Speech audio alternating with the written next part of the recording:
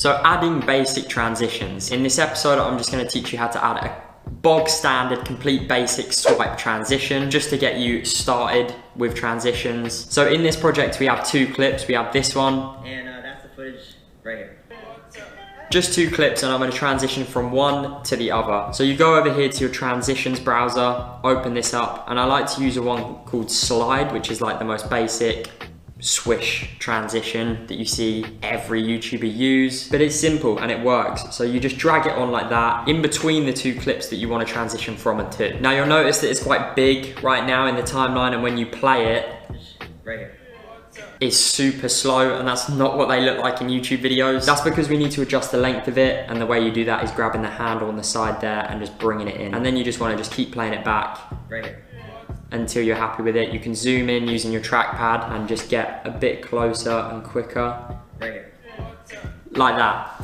And now the only thing that's missing now is a sound effect. So I'm going to teach you how to just quickly drag on a sound effect. We'll go more in depth with sound effects later on in this course. Obviously this goes well with the transition, so I'm just going to quickly show you what it's like. So you want to bring up the folder that has the transition sound effect in, which is usually like a swoosh or a, well, I'll just play it like that. And you just want to drag it into your timeline here.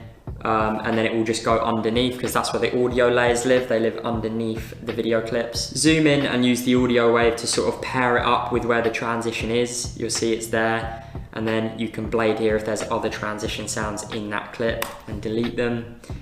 And then just play it to see what it sounds like. Right here.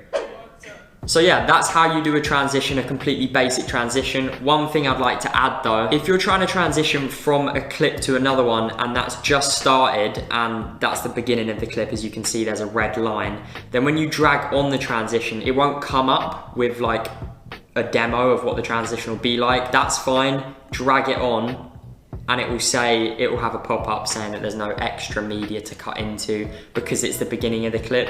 Just click create transition and it will cut it for you. But yeah, if you're wondering why that's not coming up, that's because you're transitioning to the start of another clip. So that's how you create a basic transition. All the list of my sound effects that I use and stuff like that will be in the resources area. And also we'll go more in depth into sound effects a bit later on into the course when we talk about audio and stuff like that. But for now, that's it, and I'll see you guys in the next one.